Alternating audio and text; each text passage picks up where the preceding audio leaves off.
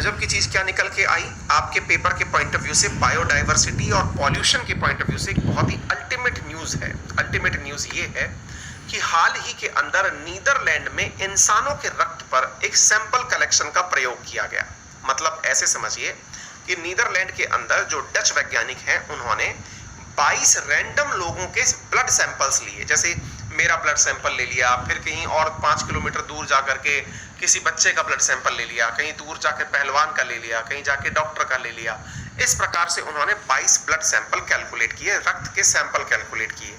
आपको जान के आश्चर्य होगा कि इन 22 में से 17 लोगों के खून में प्लास्टिक था। विचार करिए, ये बहुत ज्यादा संवेदनशील न्यूज है। ये ऐसी न्यूज है जिसने कि दुनिया को झकझोर दिया है। आप विचार नहीं कर सकते कि आज इस दुनिया में आधे से अधिक लोगों के खून में प्लास्टिक बह रहा है, जिसकी कल्पना हमें और आपको नहीं है।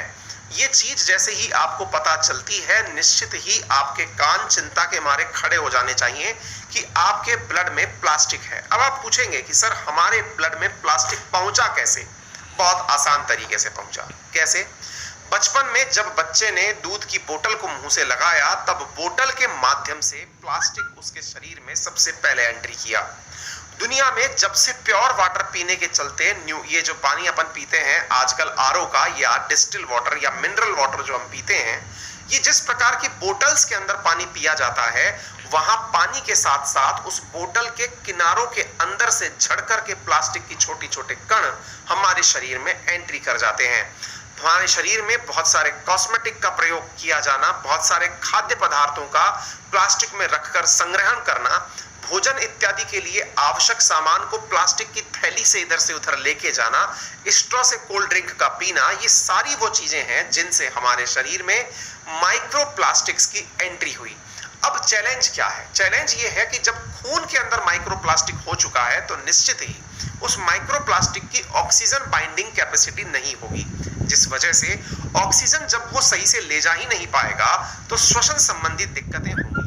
बड़े समय में चलते हुए शरीर के अंदर ऑक्सीजन की सप्लाई के रुक जाने से बहुत सारी दिक्कतें जैसे पैरालिसिस का होना, हार्ट अटैक का होना, दिमाग का बंद हो जाना देखी जा सकती हैं। इसके साथ साथ चूंकि ये बहुत ज्यादा रेडिकलाइज माइक्रोप्लास्टिक्स हैं, इस वजह से कैंसर की घटनाएं भी बढ़ रही हैं, ऐसा रिपोर्ट में दावा किया गया है। माइक्रोप्लास्टिक्स जो हैं वो हमारे ब्लड के अंदर उपस्थित हैं। यहाँ पर आपके सामने ये सारी चीजें निकल करके आई हैं। विशेष रूप से पॉलीइथाइलिन, पॉलीप्रोपाइलिन, पॉलीमिथाइल मैक्रेलिलेट और नाइलॉन जैसे प्लास्टिक शरीर में पाए गए हैं। 22 ब्लड सैंपल्स में से 17 ब्लड सैंपल पॉल्यूटेड पाए गए हैं।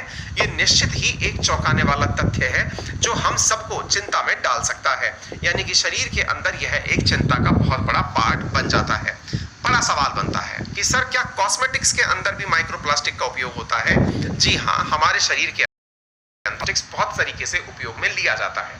मैं आपको बताना चाहूंगा कि शरीर के अंदर ऐसा कोई भी प्लास्टिक का पार्टिकल जो 5 mm से छोटा हो वो माइक्रोप्लास्टिक कहलाता है, और हमारे द्वारा प्लास्टिक के किसी भी प्रकार के सामान के उपयोग करने से वो शरीर में पहुंचता है। ये माइक्रोप्लास्टिक्स 2 प्रकार के होते हैं। एक होता है प्राइमरी माइक्रोप्लास्टिक। प्राइमरी माइक्रोप्लास्टिक वो है जो कि किसी विशेष पर्पज से, जैसे कि फेस वॉश के अंदर, कॉस्मेटिक के अंदर, टूथपेस्ट के अंदर, स्क्रब के अंदर पॉलीथीन के माध्यम से लाया गया। दूसरी तरफ है साथियों सेकेंडरी माइक्रोप्लास्टिक, जिसका उद्देश्य आप तक प्लास्टिक पहुंचाना नहीं था, जैसे पानी की बोतल हुई या फिर सामान ले जाने के लिए थैला हुआ, गार्बेज रखने के लिए बर्तन हुआ। ये सब सेकेंडरी माइक्रोप्लास्टिक के सोर्सेज माने जाते हैं। दुनिया भर में माइक्रोप्लास्टिक का पॉल्यूशन लगातार बढ़ता जा रहा है, जिसके चलते हुए भारत ने भी सिंगल टाइप के प्लास्टिक को बैन करने का नियम ले लिया है। ये चिंता की बात है और आप सबसे भी आग्रह है कि जीवन में माइक्रोप्लास्टिक का उपयोग सीमित कर लें। अपने जीवन में जितना भी माइक्रोप्लास्टिक आसपास है उसको लिमिट करने का प्रयास करें। साथियों, हाल ही में बजट के बाद का जो समय होता है फाइनेंस बिल का, वो फाइनेंस बिल फाइनली पास कर दिया गया। 39 संशोधनों के साथ में